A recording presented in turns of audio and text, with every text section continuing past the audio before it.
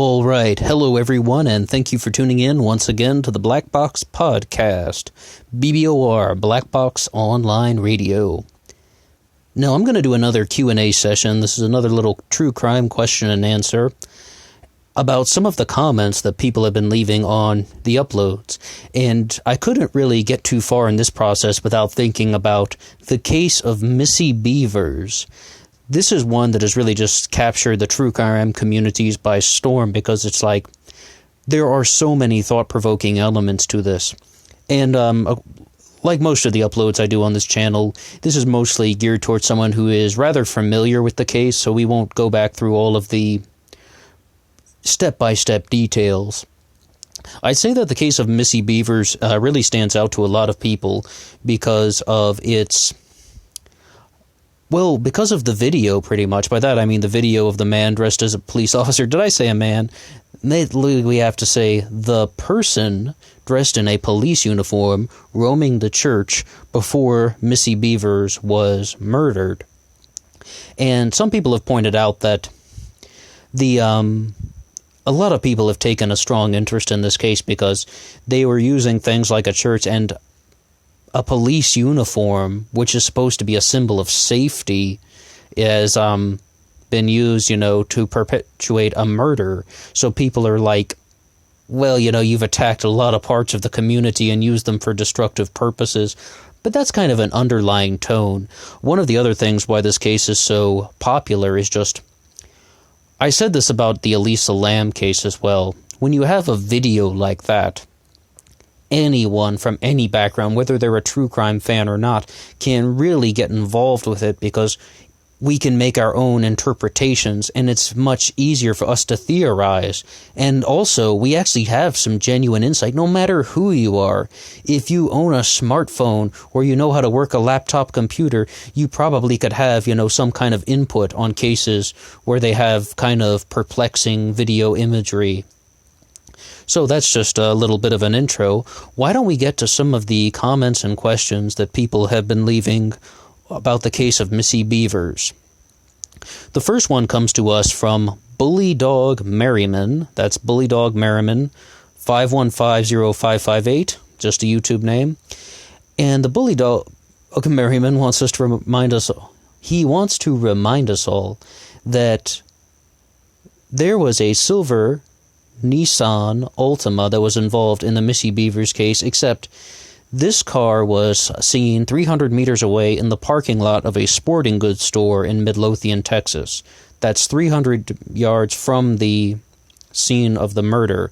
And, of course, the silver Nissan was seen on video in the sporting goods store parking lot, acting very suspicious, and I said in my uploads on this case that I believed that it was connected. I said it was too much of a coincidence that these things were isolated incidents.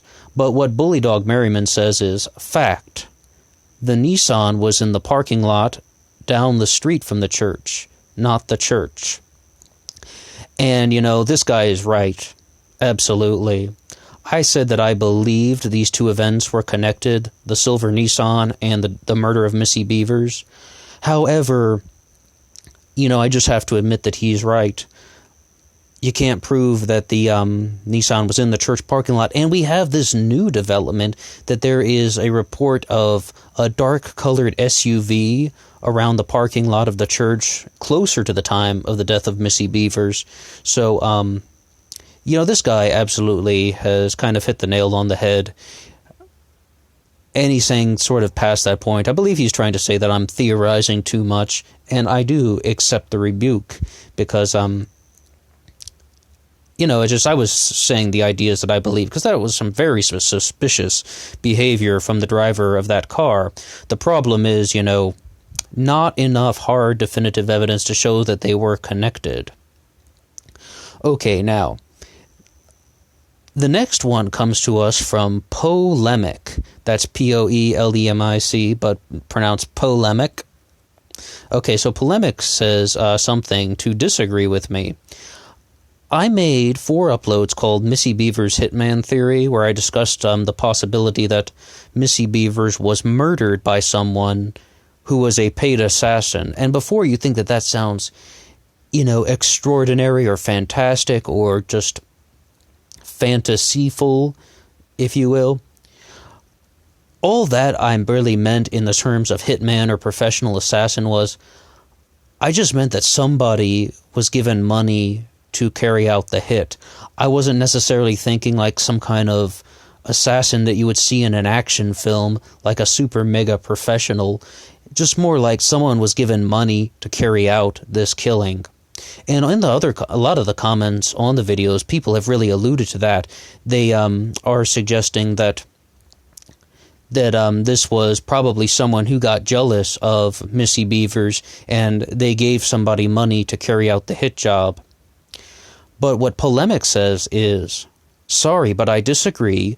I don't think this person is an expert, meaning like they aren't, a very well-trained professional. If so, there would be no video. Would there be no video? I mean, if they found the right place. And guess how many serial killers are operating now in America? Estimates from 800 to 1,000.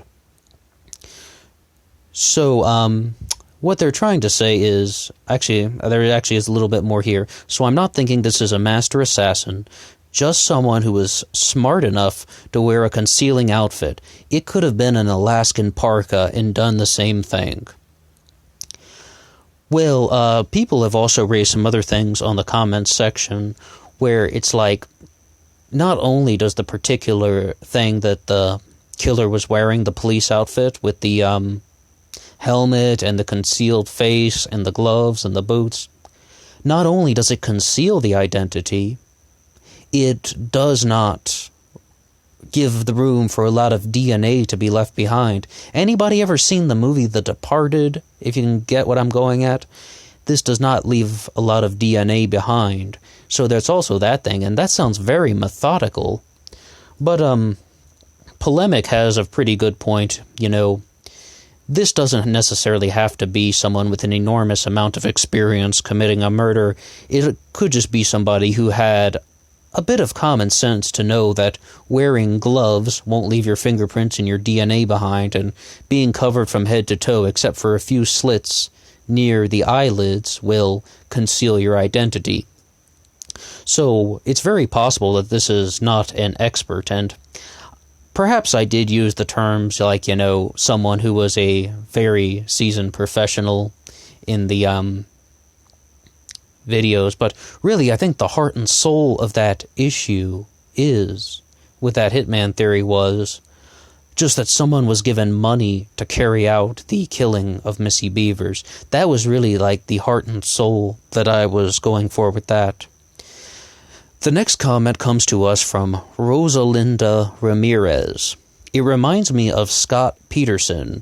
I was on a fishing trip. What I believe Rosalinda is talking about is how people connected to Missy Bevers, that's just what I should say, people connected to Missy were out of town that night. And there is an enormous amount of kind of speculation about that. Everybody just seems to have a perfect alibi, and that's some speculation, but I think this little corner of YouTube, this little channel, and these Black Box Online radio videos are a perfect place to discuss some things like that. Okay, now, moving on to our next comment. This one comes to us from Tim Coville, who says that, always interested in the thoughts of others. Thank you for your efforts, but I'm not sure this is the work of a professional hitman. For one thing, those never work out. Well, I don't necessarily think that that's a fair thing to say. Maybe that's a little bit too much. The people around Missy are unsophisticated, and it's not like there's a hitman store. No, very good point, Tim. Very good point. But remember, the heart of the issue is just that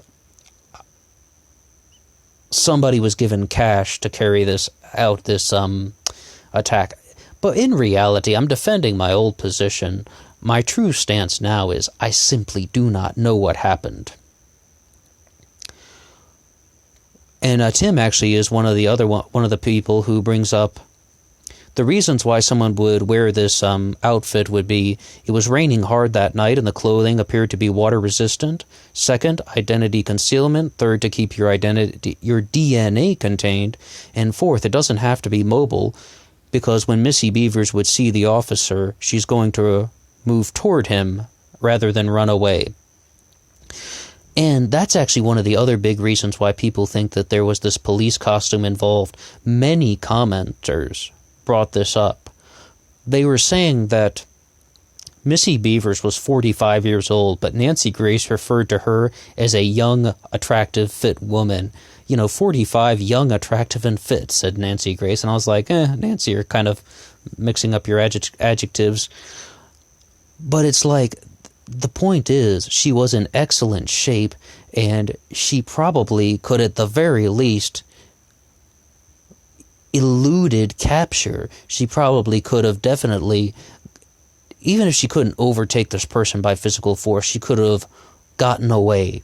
She was in excellent shape, so they needed a way so she wouldn't be inclined to run away or to break out of a hold or something. If someone were to grab her, there was a high chance that she could just, brush off their arm and get out. Yeah, and on this page, we actually had quite a lot of people bring that up about the reasons for the suit. Now, going on to our next one, we have another comment from Polemic. Polemic says that the reason why they wore the police costume was to get close to her so that they could clock her on the head and get an advantage. My guess is that she knew the person in the outfit, and she might have been worried if she met the person outside of a safe area, but mourning alone at the church was not a safe area. Okay, what I think Polemic is trying to say is, again, the police uniform would not startle her. Okay, now, going to just move on over to another thread of comments. As I said, we had 5 videos uploaded on this subject. Moving on down here. This comes to us from Mark Jones. Mark says that it's her father-in-law. I believe the police know, but they're waiting for more proof, and her husband knows it too. Or it could be a church member. Well, that's not very precise, but that's a comment from Mark. And over to another one from Nicole Mikloichi. I hope I'm saying that right. Nicole Mikloichi says that Missy Bevers was not killed with a hammer or with any sort of puncture wounds. Nicole says the weapon used was a handgun. It is listed on the search warrant, and if you look up Missy's case under murderdata.org, that's murderdata.org, you'll see that the weapon is a handgun. I've heard this mentioned in other places on the internet, and I believe that that is true. The media did report that it was a death by puncture wounds, but we see that in this from murderdata.org that there was a handgun used. Okay, but what we do know is absolutely no sign of a handgun anywhere on the police uniform. You can take that for what you will. And we might have just one more, just see what's going on another thread. This one comes to us from S.A. Grammy 4. Give up on the uniform lead. This was definitely not purchased at a party city where it could be easily traced. Well, I'll give you that one, and we don't really think that any of this uniform was purchased at a party city or a store like that. It's more like, would you zone in on one single piece of it that had been purchased at some store in Midlothian? That's really what you'd be looking for, particularly the vest, almost exclusively the vest. Where did it come from? Or does anybody recognize it at all? All right, well, those are just a few comments that people left on the Missy Bevers uploads that I did on this channel, and just wanted to discuss them a little more. If you have anything to say as well, we can leave some comments on any of the things on Black Box Radio, and I would love to do another segment like this. That's all for me now, and talk to you soon.